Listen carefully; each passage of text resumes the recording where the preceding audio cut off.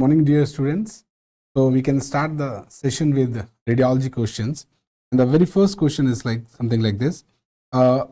Patient presented to emergency room with upper abdominal pain, which is radiating to the back.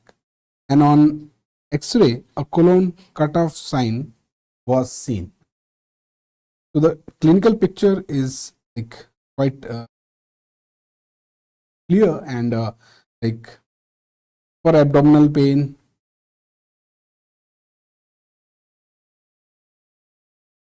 radiating to back. This is like acute pancreatitis. Very good. So this is acute pancreatitis in terms of abdominal pathology. And if you look at the radiological picture of colon cutoff sign, you can see that this is colonic air shadow, and suddenly you can see there is termination of the shadow. So this is known as colon cutoff sign. Yes, so everyone is of sign. So the colonic air shadow terminates abruptly. So this is colon cutoff sign, and that is very suggestive of acute pancreatitis. Yes, clear. Now next question. Which of the following combination of heart diseases and their radiological appearance is not correct? So which of the pair is not correct in terms of the radiological features and the clinical conditions, right? So yes, anyone, which one you see is wrongly paired? Yes, absolutely. So snowman's heart is not seen in abstin anomaly. Yes, everyone can answer. This is a feature of PAPV. Clear. So total anomalous pulmonary venous connection. Wonderful. Now, what actually is this TAPVC? We have taken a few words about this in previous sessions also. Like these are the pulmonary veins, right?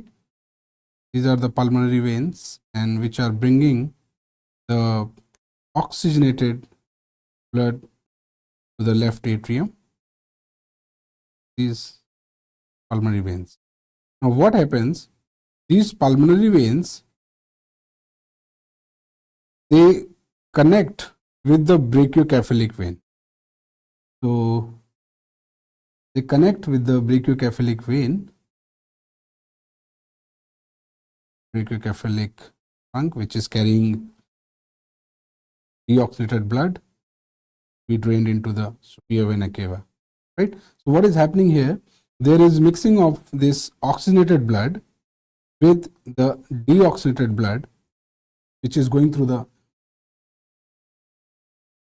brachiocephalic trunk to the right atrium. So there is mixing of this oxygenated with deoxygenated. So this is TAPVC, and this is especially the supracardiac type, because we can have this arrangement at any level. So this is supracardiac type, which gives you a typical figure of 8 appearance. Clear? Or snowman's. Please remember, this is supracardiac because there can be intracardiac or there can be infracardiac variety as well. So this is especially for supracardiac variety, and it just looks like a figure of 8, something like this. This is a figure of 8. Clear? This is what gives you the figure of 8 kind of appearance, radiological appearance, and this is especially the supracardiac variety. Please remember this particular type, because at times they might confuse you, because everyone knows that this is TAPVC, but this is more specifically the supracardiac variety. Yeah, please remember this. And then, so this is figure of 8. If the image is blurred, please increase the resolution. Please increase the resolution and make it 1080, somewhat like that. Please increase the resolution, it will be fine, right? Now, Next question, what is that particular sign which relates to the arrangement of the common femoral artery, great saphenous vein and the femoral vein at the great saphenous opening? And yes, this is the Mickey Mouse sign. And if you can look here, this is the typical arrangement. So this is femoral artery, this is the great saphenous vein, this is femoral. So this is giving something like Mickey Mouse.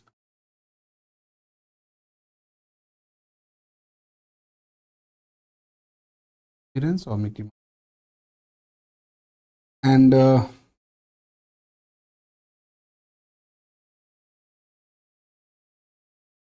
nothing much in that. No, next question. There is consolidation in the middle lobe of the right lung. So there is consolidation in the middle lobe of the right lung, and which heart border will be obliterated on the X-ray? Right? So there is consolidation in the middle lobe of the right lung. Yes, because we know that it is in relation to the right heart border. So that will obliterate the right heart border. So if we look here, we just draw the right heart border. Is inferior vena cava, here we have inferior vena cava, and in between the two we have right. So this is the right heart border. Now if there is any pathology which is involving the right middle lobe like this, it is going to mix up, or it is going to obliterate the right heart border. Yeah. So this is the right heart border. And we can also take the opportunity to discuss the structures which are forming the left heart border. Now if you look on the left side, in the topmost part, you can see this is aortic knob, right? And lower down you have the pulmonary trunk, and even lower down you will have the left atrial appendage. Lower down you will have left ventricle. So this is left border. Okay. So this consolidation right side will obliterate the right border of the heart. Okay. So next question. I think this, most of you must be knowing this. If we do an X-ray of a COVID-19 patient, what we will see? Even very good, GGO, very good. So this is ground glass opacity, and now actually how, there are two terms, one is ground glass opacity and the second is consolidation. Right? Move the part from. Now there are two terms which you need to remember. One is ground glass. Now this is consolidation, right? One is ground glass opacity and another is consolidation in terms of radiology. Now here you have to remember the appearance first. So suppose if this is alveoli and we have vascular markings like this, right? So this is vascular markings.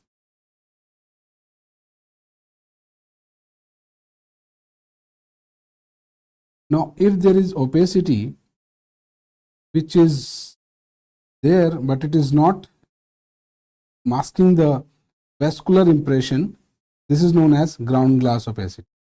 So this is ground glass opacity. There is opacity but it is not masking the vascular outline, right? So we can see the vascular outline. Now think of another condition where there is opacity and it is entirely masking the vascular outline also. So in such case it will be known as consolidation. Clear? So the basic difference is whether we are able to visualize the vascular markings or not, in simpler terms. When ground glass opacities, we will be able to visualize the vascular markings, something like this. So you may see a cloudy picture with vascular markings. So this is ground glass opacity, and in consolidation, everything will appear whitish and we won't be able to see the vascular markings. Clear? So that is how we differentiate these two terms which are related to opacity. Clear? So in COVID-19, this is ground glass opacity, of course, and where we find this popcorn calcification in terms of pulmonary pathology. Yes, Pratusha, you are right. We can find the same picture in pneumocystis carinii or pneumocystis jirovecii pneumonia and HIV. Very good, Puneet. This is pulmonary hematoma. This is pulmonary hematoma. And what about, yes, everyone is right, hematoma. What about apical cavitation? In which condition we can see?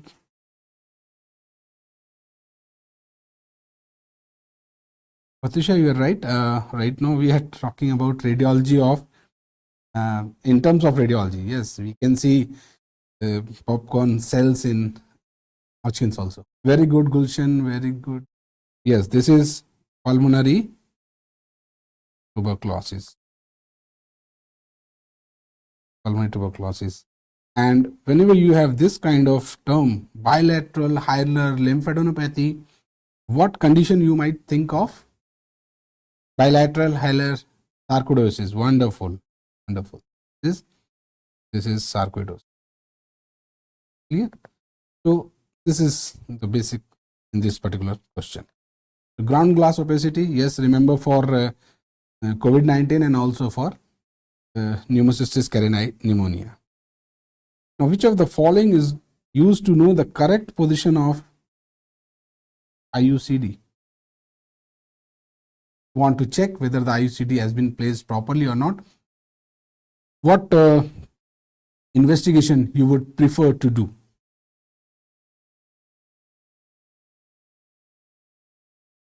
Yes, start with basic. USG is perfect. So start with basic. So again, you can see this is how we can check, we can localize property. Right? So USG is perfect for getting to know the position of IUCD in the uterus. Okay? So USG will work nicely. Now, which of the following is a false statement for MRI scan?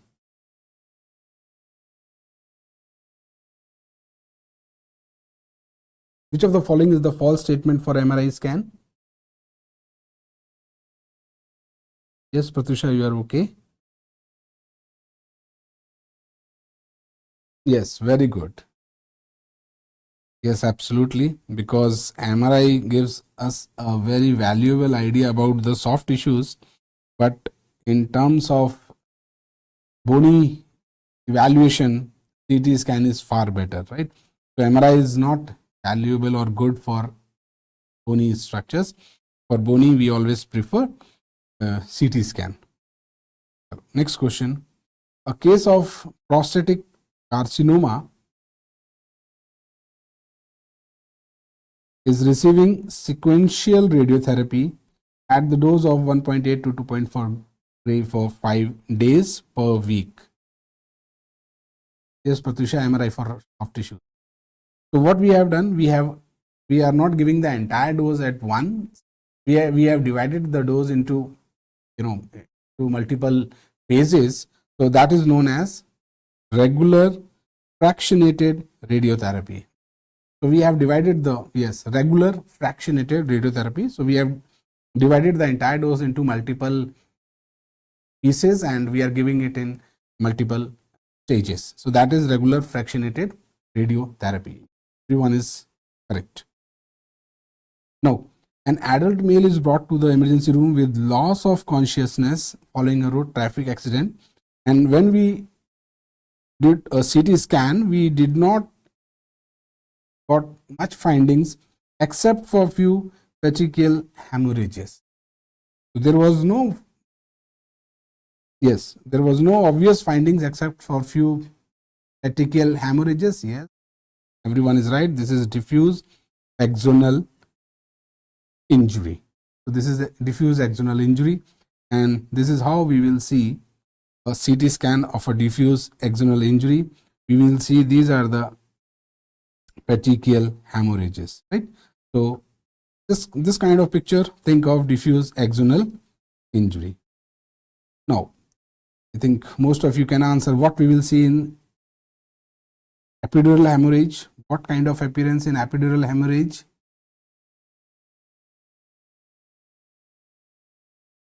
Any idea what CT scan for epidural hemorrhage or extradural hemorrhage will show you? Very good, very good. Yes, yes. So this is by convex, yes, you can say lemon kind of opacity, right? So this is epidural hemorrhage. What we will see in subdural hemorrhage? Subdural hemorrhage, lucid interval, okay. Real meningeal artery is also okay. What radiological, what CT scan? Yes, this is crescent, or you can say concavo convex, concavo convex, or crescent, or you can say. And what in subarachnoid hemorrhage? Concavo convex. What in cases of subarachnoid hemorrhage? Yes, we can see there will be, obliteration of the sulcus, like lateral sulcus. Right? We will find the blood in lateral sulcus. Yeah. The sulcus or the subarachnoid space will be, yes, intraventricular also. So all the places where we find PSF, that places will be filled by blood, and yes, this is because of rupture of berry aneurysm. We will find the presence of blood or hemorrhage in the lateral sulcus especially. Yeah, so this is in short about the CT scan findings, and please remember this petechial hemorrhages for diffuse axonal injury. Now, radiation dose monitoring in clinicians, it can be done by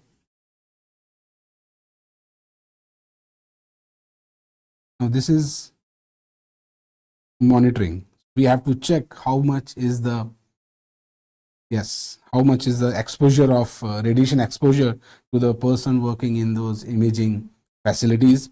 And yes, we will go for thermoluminescent dosimeter badge.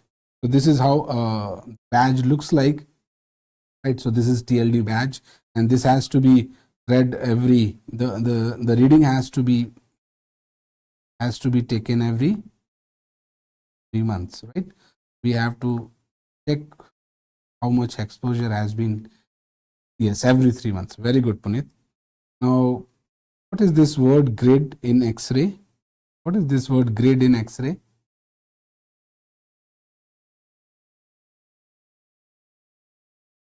Right.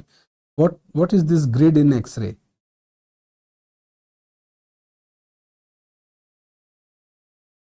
Grid prevents scattering of radiation. Here, or the X-rays which are coming, it prevents scattering. What is, yes, scattering of radiation? What is tungsten in X-ray? Tungsten in X-ray. Very good, Pratish. Very good, Puneet. What is this tungsten?